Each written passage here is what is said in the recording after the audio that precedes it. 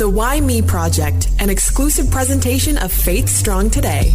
Halls, over the last while, I mean, we've had a chance to talk with JD. We talked with Scotty a little bit about Christian radio. Last couple of weeks, we talked with Billy Hallowell about kind of mainstream media and news and Christianity and stuff as well. But I just love the fact that we get to talk to a lot of our friends. Same here. And I'm excited for today because I have a favorite football team. It's no surprise. And so now we get to dive a little bit more maybe into the life and times of those who get to talk about the Edmonton Elk. Well, okay, before we get into it, Dave, because I know that Holly probably has a lot of questions. Our very first, most difficult question that we will ask you is, who are you and where did you come from? Who am I and where did I come from? That's a weird question. That's how we like to start. Weird. Well, I am Dave Campbell. I have been the color analyst for the Elks and the other name since 2006. I've lived in Edmonton all my life. Like you, Holly, it's been green and gold ever since I was a wee little whippersnapper, and have grown up in the sports scene here in Edmonton, and have a cool job that I get to talk about sports and run a sports show every day. I am married with two wonderful kids, Noah, 6 years old in kindergarten, and my daughter Addison, 4 years old. So life is busy. Haven't slept in a long, long time because of those two, and it's all good. Yeah, I feel your pain there. The no sleep. No. Why are you coming in the room at 6:30 in the morning, daughter? Go back to bed, please. Right? And especially in the winter, the sun's not up, neither should you. Go to bed. Exactly. Pretty simple concept. She hasn't got that yet, but oh well. Yeah, it'll come eventually. Right, Johnny? Right? Please? Yeah. Oh, yeah. My kids look after themselves. They're fine. We just send out a little bowl of water, and every once in a while, they need a hug. Parenting 101. Was radio kind of one of those things that you thought you were going to be doing for the rest of your life? That's a very interesting question. I think we got to start at the beginning. I mean, obviously, I didn't really know what I wanted to do for a career. And, there's a lot of things that kind of came to my mind. Like it's like the spin the wheel of careers and land on one and see how that fits. And I've always had a very high interest in radio and in sports radio. I listened to John Short's open line sports show and Brian Hall's open line sports show, and Halsey yelling at people on a Sunday night. That was the way I went to sleep for a number of years. And then later on to work with the man was, and still do, is pretty amazing. The thing about radio that always captured me was, television is great, print is great, but radio, you have more creativity, I think, than people give it credit for. You have more time to maybe flesh out a story than you do in television. It's a very, very much a connection point that you don't get anywhere else. Sports radio has always been something that I've been wanting, and a lot of people want the same thing, and it's hard to get into. But just radio, period. I mean, it's once you get through those doors of radio, and this is not everyone's experience, but there's just something about the business that really grabs you. It is a lot of fun. There's a lot of good people in the business. There's a lot of creative people. Radio is a very volatile industry too, and so is media, period. I mean, when you look every, few months and, more people are losing their jobs, and you're like, yeah, right. I'm still here, thank goodness. So I've always, so it's probably around 14, 15 is when I said radio is what I want to achieve as a career. And here I am, 47 years old, still doing my thing. Which is incredible, because you think about just getting into radio is one thing, staying in radio is another thing, but then being able to be in the section of Radioland that you love and for a CFL team. Was that journey very seamless? Was it just, open door? Or how did you navigate to get to that point where this is my dream job? It's funny because I don't have the path of a lot of people in the industry where it's been the old Johnny Cash song. I've been everywhere. Yes. Everywhere, man. This has been my only radio gig. I walked into 630 Ched at 21, and 26 years later, I'm still here. The journey within the one job that I've had is very interesting. I came in 1995 in the fall as a practicum student from NAIT. A month later, I'm hired to be the technical producer for Oilers broadcast. That year is when we had the rights for the first time. Yeah. Then I'm working with, Rod Phillips and Morley Scott and, and again, Brian Hall. Legends. Just like, why am I here? Legends, this is crazy. Yeah.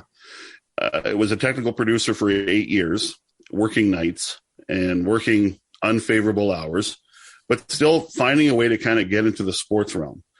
Technical producer of the Eskimos games. And then in 2003, I shifted into a producer role. I actually produced news and sports for 5 months before I exclusively became a sports producer of Inside Sports. I think before that is when I said, is this the career for me? And even after that, is this the career for me? And I tried to leave a few times and it never worked. Clearly God had another plan than I did, like usual, because I'm like, I don't know if this is for me. And we hate being patient. I am not the most patient person. Big shock there. I mean, most people are not. If you say you are, you're lying. I'm sorry. 2006 is when I really shifted in my career, and then I got named the color analyst of the Edmonton Eskimos, and I had no idea that this was coming. And at that time, I was the most disgruntled, person in radio, it felt like, because I just didn't think I was going to go anywhere, and my career kind of really shifted at that point. And, 2 years prior, I was doing sidelines on our broadcast and doing the post-game show and the call-in show and having people yell at me and all that stuff after losses. But it's your fault, right? Yeah. Well, it's someone's fault, and they can't yell at the coach or the quarterback or the receiver that dropped the ball or the linebacker that missed the tackle, but they can yell at me. And that's another show. Just being in that role, you're many different things. You're a counselor, you're a friend, you're an adversary, you're a lot of different things to a lot of people, especially now on social media too. A lot of patience and perseverance. A lot of people in the journey that said, you got to wait. There's good things coming. And I've been very blessed, and to be in the role that I am for as long as I have been it's very surreal.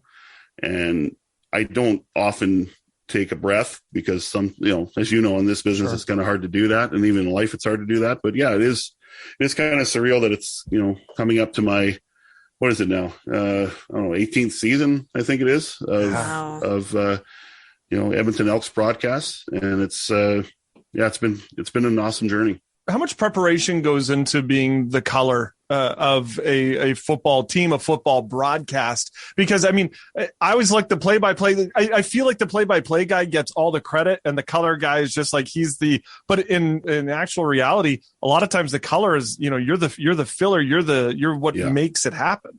I mean, you watch an NFL game, and who gets a lot of the pub. It's Troy Aikman, it's Tony Romo, it's Chris Collinsworth, it's, the late John Madden, and there are some great play-by-play guys, but you look up here in the CFL. Glenn Suter's been doing CFL games for so long. Yeah.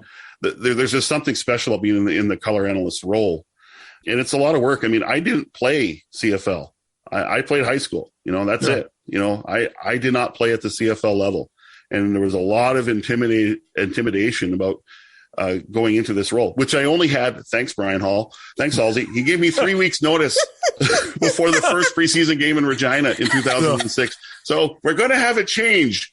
You're in where? The booth with me. Doing what? Color. I said, no, I'm not. Like, yes, you are. Okay. So, it was intimidating. I didn't have time to think about it. And I think that honestly helped me.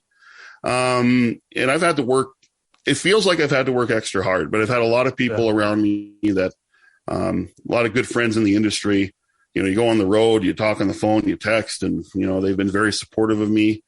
There's been people that thought I never, had any business being in the role. And I felt that way a lot too. It was very hard.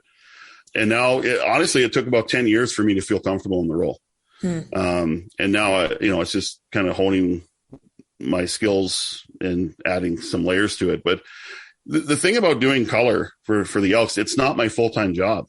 my full-time job is I'm the producer of Inside Sports with Reed Wilkins from 6 to 8. So the Elks gig is kind of a side deal, but I do go to practice, a couple times a week and get interviews and talk to players. And then it's a lot of extra work. I mean, my wife and kids sacrifice so much, especially my wife. I mean, I'm up early during the season, and then I work late during the season preparing for the game. I'm probably, 20 hours or so of prep time before the ball is even kicked off. So when it's game day, that's a fun day because it's like everything's in the bag. Now just bring the game. Just bring the game to me, folks. That's all. That's what's exciting about game day. So it is a lot of work, and I've learned how to juggle different tasks, and that can be frustrating at times. But after a while, I mean, I don't think it's a balance. You just find a rhythm. You just find a rhythm and what works for you the best. But calling live sports is a very, very challenging thing to do because you have no idea what is coming. I'll never forget 2008 when Jason Tucker broke his neck in Hamilton. Yeah. And he's laying on the field for 20 minutes and the ambulance is coming on. And I just had a feeling then we're never going to see Jason Tucker play again. And, that was the case, but you have no idea what is coming. I mean, Winnipeg in 2018, the longest continuous game in CFL history. We had 2 3-hour rain delays. So here's Morley Scott and I going, can we get anyone on the radio to come fill? I think we talked to 8 people or 10 people, but you just don't know what's coming. So it's a fun role. It truly is. I'm still having a hard time though saying Edmonton Elks. Is it Elks? It's Elks, right? There's an S. It's Elks. Yes. And in fact, that's debatable because it actually isn't. Elk is plural, but the team actually, I think it was they asked someone from Webster's Dictionary, or was it Oxford? I can't remember. Oh wow! And then they asked a U of A linguistic expert, "Is this acceptable?" Yeah, and they said yes, it's fine. I mean, it's not Toronto Maple Leaf. Right. It was never Edmonton Eskimo. True. It was not Edmonton. It's not Edmonton Oiler. You want to put an S on the end because it just sounds better. And I like to remind people it's not a grammar exercise. It's a sports franchise. So you can be a little more forgivable. So funny.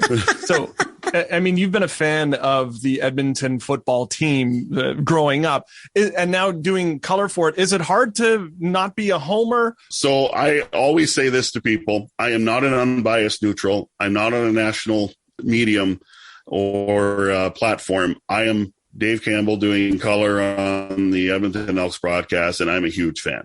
But I'm not as eccentric as, oh my goodness, they just, why do they say, I'm going to cheer and all that. I never do that. Do I fist pump and do I kind of give it the old, when they score? Yeah, I do. You ask Morley and I feel like I've almost decked him a couple of times because I'm so excited. Do I get upset at things? Like, I mean, if you hear sometimes I will slam my fist on the table because I'm so frustrated, at times I've kind of stopped that. So that's, thank you, Lord, for working on that with me because that's not very good. Don't want to get that emotional. But there's no question. There's only one team I want to win, and it's the Edmonton Elks. And if they have a bad performance, I wear it very, very, very much. I wear my heart on my sleeve, I think, normally. If they have a bad performance and I'm really disappointed in them, especially when you talk to them and they wanted to do certain things that they didn't come out. And, sports is tough. I mean, you never know what an athlete goes through. And when you have 45 players that are supposed to be in unison that day, which rarely happens. And, sometimes you can just have a bad day.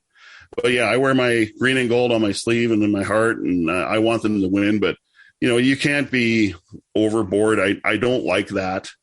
I think some people do. That's just not me. But, I'm an absolute homer for sure. 100%. There's only one team I want to win on that day, but you got to give respect to the opposition. If they made a good play, you got to give them credit for that. It's tough for me being here where it's double blue with the Argos. Terrible. Yeah. I know. I'm like, where's the green and gold? Come on. It's the best colors ever. It really is. And it's so good for my complexion. What's this blue? Yeah. one of those things being in radio, we have a chance to, I mean, when it comes to Christian radio, we talk to a Toby Mac or a Michael W. Smith, and everybody's like, oh, you can't believe, are you past the point of getting starstruck, if you will, talking with athletes because you're doing it each and every day? Yeah, pretty much. I think the last person I talked to, and this was a phone interview, that I was starstruck was Mark Messier, who I think is the greatest leader in sports history.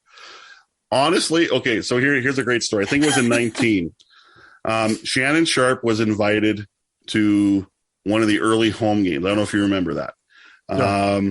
I'm doing my halftime show, and all of a sudden, Morley comes in and tap on the shoulder, and I'm like, "What the heck are you doing?" And then I look up and it's Shannon Sharpe. Well, I have no time to react, but inside I'm going, "It's Shannon Sharpe." Shannon Sharpe. I can't believe he's talking to me. We have Shannon Sharpe, 3-time Super Bowl champion, Pro Football Hall of Famer. And inside I'm going, it's Shannon Sharpe. It's awesome. And it was one of the best 3-4 minutes of my time doing this job. And he was good. Like, we know what Shannon Sharpe is all about and how he's so bombastic and entertaining. Great interview. I was probably starstruck all through that interview, but can't show it, and there's no time to show it. You're professional. Yeah. So, I think the other interview I did was in 97 with Bret the Hitman Hart. I am a pro wrestling fan, and I like the heyday better than I like now. Sure. But that's another kind of hero of mine growing up, and that was pretty cool. And he's, pretty nice guy to talk to. But yeah, I mean, I think at this point you're kind of past, in my stage of my career, kind of past being starstruck, and you're aware of their, who you're talking to. But I think, really the job is number one. But it is cool. I will admit, for sure that, we're all in a position where we get to talk to some pretty cool people and people that other people really admire.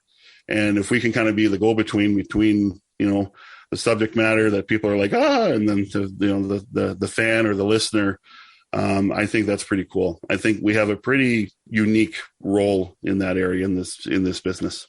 We're backstage at a Toby Mac concert, and all of a sudden I hear Holly shriek and hide behind me. And I said, "What's going on? Did you see Toby?" She goes, "No, Ryan Smith is right there." So nothing about Toby, nothing about anybody else. Holly Ryan Smith. Yes. Honestly, if I ever had the wonderful opportunity of interviewing Ryan, I think I would actually be speechless. I sat right next to him during that show, by the way, and I ignored him the whole time. I couldn't bring myself to say hi. That is amazing resolve, Holly. I know. I was like, amazing. So I would talk to the kids instead, right? Because I had my daughters with me. I'm like, "Oh, hi, little ones." My goodness.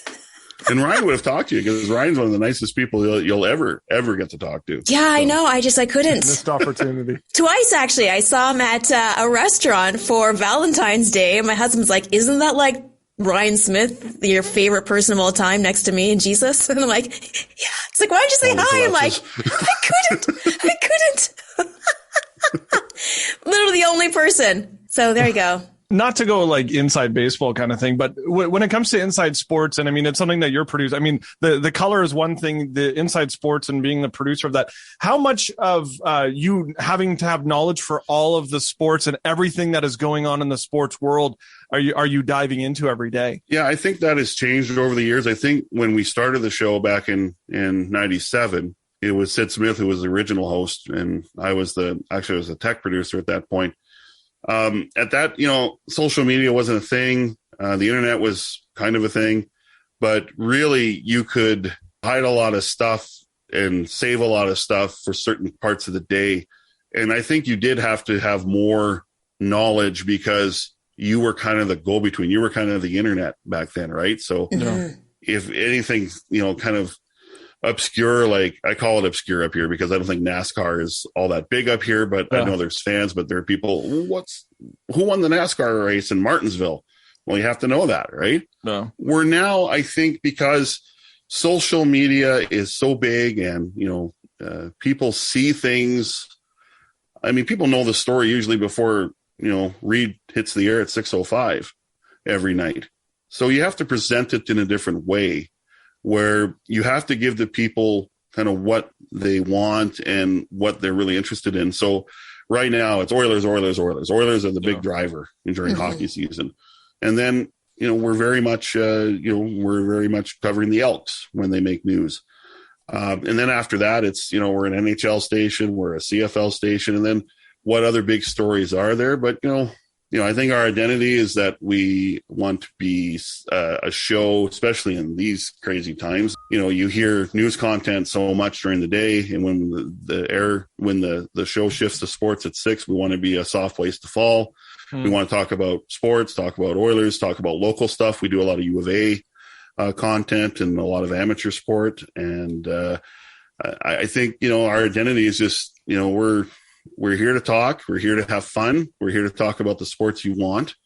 And I don't think you have to be into every, you don't have to have your toe dipped in every pond anymore. You have to just go where, people want to, they want to hear lots of Oilers. They want to hear local stories, it's, I think it's really shifted that way. And social media has really forced us to kind of rethink what we do. Yeah.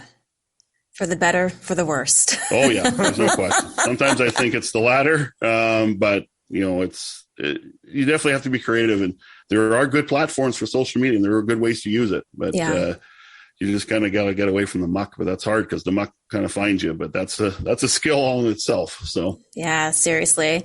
I want to talk about the faith side of your life. I know we often talk about faith in football, but it's great to be able to talk about faith in media, as I'm sure that played a big role just in choosing the path that you took.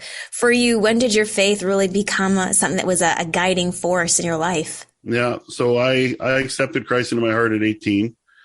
And, some real tough stuff. I mean, my parents divorced, and you're just, feeling kind of lost. But, I was, feeling that I needed something different. And it's funny because, you first become a Christian and you're so enthusiastic and everything's going to be great. And then life hits you, and we kind of lose the perspective of what becoming a Christian is. It's not all your problems are solved. It's just, you have a way of living in a perspective of, that helps you through a lot of stuff, and it's, and being in mainstream media is interesting because, I don't really talk about my faith on the air. I've talked about it a little bit, but people know that I am a believer. So if I can influence people just the way that I act and just kind of the character that I have, I think that is an influence. And, it's amazing, when we were all back in the building, it was pre-COVID, and hey, you're a believer, you're a Christian. What do you think about this? And some questions are really hard to answer, of course, because you're like, okay, I'm not a Bible scholar, and I could, we could all pray and read their Bible more. And I'm in that category too. Right. So, but, you gain, I think over time you kind of gain, this is not just the do's and don'ts of a way of life. It's very much just the way way I've chosen to live. Because I believe it. I believe in the ways of Christ. I believe in God. I believe in the Bible. And I believe that, there is a template there. But it's also, people want to know your experience too. So I think, I'm not ashamed being in mainstream media at all. Sometimes there's some tough calls that challenge your faith, but for the most part, I think, people understand your faith, and, you're not put in that position as much as other people, perhaps, and when I think back how many controversial things have I been, involved in, not many at all that really challenged my faith. But I think also it's just what you bring to the table, it's just like in finding a life partner in marriage, right? It's like, well, I got to have someone that's right for me. Well, you got to be right for them. And I got to be right for other people, right? And I got to be someone that's influential and that has good character. And that's hard sometimes because, in this business, your ego can get the best of you, and you have to put that in perspective. And, when you're humbled, how you take that is very important. When people say all kinds of negative stuff and really hurtful stuff to you on social media, that can be really, really difficult because you want to get bitter, you want to get angry, and you're like, well, you want me to say that if you're on social media, right? But it's like thinking that way isn't the proper way of doing things either. There's a lot of things about this business that challenge you, and I just think if I can just come and be someone of a different character, someone that kind of, someone that isn't telling people how they should be, but if you live the way you have been, taught through the Bible and through God and through Christ, and you just bring that out, and don't be a jerk, but just be someone of good character. I think that is really influential. And this is all I want to do. This is who I am. And if you want to find out why, I'm here. And, I can't wait for the day where I get back in the building, I get tapped on the shoulder and go, hey, can I ask you about this? Because you're a man of faith. Right. And I love that. Mm-hmm. We've had a chance many times to talk with Chappie from the Elks, or offensive lineman David Beard. Yeah. Do you get those opportunities with some of the athletes to kind of dive into some of those things? Chappie for sure. And I miss talking to Chappie. We text a little bit, but Chappie and I have had many, many faith conversations, and he's been really helpful, during the season, when things are not going great, or, things are, kind of weighing on me personally. And he's been really good at being someone I can talk to and get a good faith perspective. Beardo's great. Love David. He's a good guy, and someone who I mean this so sincerely about David. So many athletes are like, oh, there's the media, or just they're gone like the Roadrunner. Yeah. And here's David. It's just, hey, how you doing? How's it going? How's your family? How's life? And he's not the only one that does that. There's others that do it, but I just love, he knows that I'm a believer. He's a believer, and there is just something a little different about that. I mean, Tim Princeton and I had a great relationship when he was a player with the Elks and on the coaching staff. And I think football, out of any sport, I think reflects the Christian life out of any other sport. I mean, there's so much struggle within football during the week, during a game, outside of the game, during the off season. There's so many life lessons and faith-based lessons, I think, in football more than any other sport. And that's not to say that there isn't other, there's Christians in hockey, and there's Christians in baseball, and there's Christian athletes everywhere. But football, there's just something about this sport that I just go, hey, God's a real big football fan. And I think it's really cool. But yeah, I love Brent Cassian is who we're talking about with Chappie. Yeah. Brent is one of my closest friends, and I love the man dearly. And he's been such an influence in my Christian walk. I'm glad you said that, Mike. For those who don't know who that is, that's the chaplain. The chaplain of the Edmonton Elks. My fault. That's okay. It's incredible seeing, though, how closely faith and football work together. And I love that you, being on the media side, are still a part of the team in a lot of ways, and being able to tap into that part of the team. Mm-hmm. You mentioned about, ego, being able to keep that intact. I'm curious to know, what do you do to keep that ego under control? Not that you're an egomaniac. No, that's an interesting question, because sometimes you don't even have time to think about that part. But mm-hmm. I think it's the times where I got too big for my britches kind of thing, where if I popped off on social media, or if I, popped off at another person on social media. If you follow me in my, 10 years ago, I was a different person on social media. I was an egomaniac at times, even though my ego was probably smaller than most. But because I have a certain connection that most people don't have, and I use that information against people. Well, you're saying this. Well, I know this, right? Or I know the game better than you, or I have more info than you, and you're using that, and you're kind of, throwing barbs the other way. I just think I didn't like the feeling after a while, how that felt. I don't know how they felt. I just know how it would feel if that came towards me. Mm-hmm. So I had to really grow up, and from that aspect, it's like, yes, you do have a lot of inside, that inside baseball stuff, as you're saying, Johnny. So use that for good. Use that to support an argument. Use that to support your position. And really, I'm in a business where I gain facts and I base opinion around facts. Where I think before, and a lot of people fall into this, you use opinion as a form of, defending an argument or a position. And really, opinion is probably the lowest form of knowledge you can have. But if you have facts behind it, I think it's different. And if you're humble about it, it's okay if someone thinks, the quarterback sucks, and you don't think so. It's okay. It's okay. And, it's fine. And, instead of saying, and I haven't done this very much, where I go, wow, I'm the color analyst of a professional football team, on a radio station. I go, wow, I am one of 9 that has blessed to do this. And if you go further, I'm one of, about 40 in North America that get this job, to do this job. And I feel at times I'm the most unworthy person to do it because I never played the game. But I think God put me in this position for a reason. And at times I go, why me? This is crazy. But it also puts, when you have a family too, it puts everything in perspective. Like, kids will humble you to the core. Preach. And you will see the ugly side of yourself, and it's awful.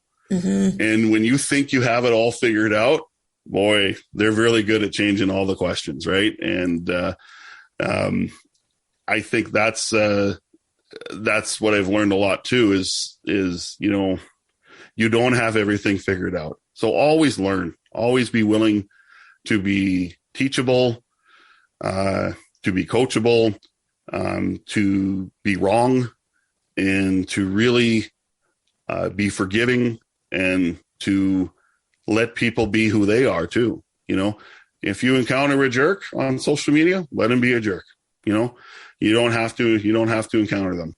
Honestly, now it's just the joy of the job is more than anything. And I could lose it tomorrow. Right. So I'm thankful that every day I can get up and do it. And I'm thankful every season I have a chance to do it. And now it's just fun. It's just a lot of fun. And, a 3-11 season was really, really tough it's the worst football season I've ever had and the worst football team. But you know what? There's a lot of good things about it too.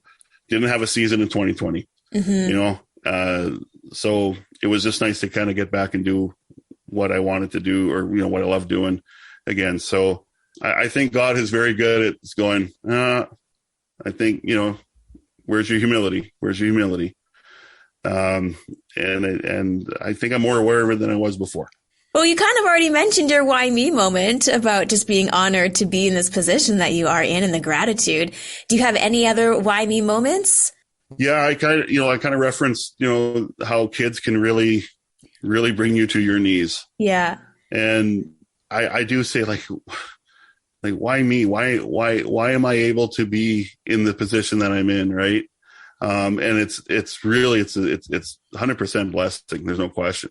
But there are days where they really challenge you. There are days when you're not at your best, and there's no days off when you're a parent. But boy, can God really speak through you. And I think the times when I haven't been at my best and I have yelled, or I have, snapped back, or I've been frustrated, or just, it really can bring you to your knees. Right. But, I really felt God's forgiveness and just his mercy, and there's nothing that can prepare you to be a parent. When people say, are you ready? No. Even now I don't know. It's like every day anything can really throw you potentially. There's a lot of things that could be, you have it set one way and it's going to go this way and it goes the other way. But I think it's just experience. It's learning over time. I think the mistakes of the past should only be used for learning and not for anything else, not for self-condemnation, not for, any bit of unforgiveness or whatever. It should only be used for learning, and you move on. So, yeah, I mean, I'm blessed to be a husband. I'm blessed to be, a father. And, I didn't become a father till I was 41. I didn't think it was going to happen. So to be in the position that I am now where, I'm an influence to them, and I'm trying to be the best influence as possible. That is a huge role. So I do say, why me, Lord? Like, why am I in this position? Well, because this was his plan. I didn't think it was going to be this way. I was prepared to be, I was prepared not to be a father. I was really preparing for that. But it's amazing how his grace and his plans are higher than ours. Parenting is a really tough thing to do. Being a husband is a very tough thing to do. There's a lot of disappointments, but there's a lot of joy too. So it's just amazing I'm in this position. It took us a while to finally make this happen. We've talked about the amazing voices of a Tony Romo or a Rod Phillips. We get Mr. Dave Campbell, my friend. Thank you for taking some time and sharing your heart. Johnny, Holly, it's great to see you. Thank you so much. God bless you both. It's fun to talk about radio and Christian radio because you and I have both been immersed in this for 20 years. That's what we know. Yeah. But when it comes to sports, like that is a completely different thing. And then it being non-Christian and, regular secular media, if you will, it's kind of cool to see a glimpse into that world. My second radio gig was at the station he works at. And I remember him, and he would walk through the halls, just this calm demeanor. And he was always like, "Hey, Holly, how are you?" Like, he was one of my favorites. He was just a really nice guy. This would have been back early 2000s. And so I'm so glad we've been able to stay in touch over the years, and that he gets to be a light in the vocation that he's in as much as it is his career. So it's a really cool place to be. A Christian in a mainstream station, and just the dual impact that you can have. I always have so much respect because I'd be like, Buddy passes the ball to Guy. Guy gets the ball and throws it to whatchamacallit? Who's a whatchamacallit? Got the thing and the stuff. And I'm like, not cut out for that at all. So my hat's off to Dave and to everybody who is involved in sports, radio and media of some kind. But thank you to everybody who tuned in for this week, whether you're downloading on Apple Podcast or Spotify. Maybe you've found us on the Instagram or the Facebook. We're just appreciative of everybody who reaches out. Yeah, absolutely. So reach out anytime. And don't forget, you can always catch us at faithstrongtoday.com.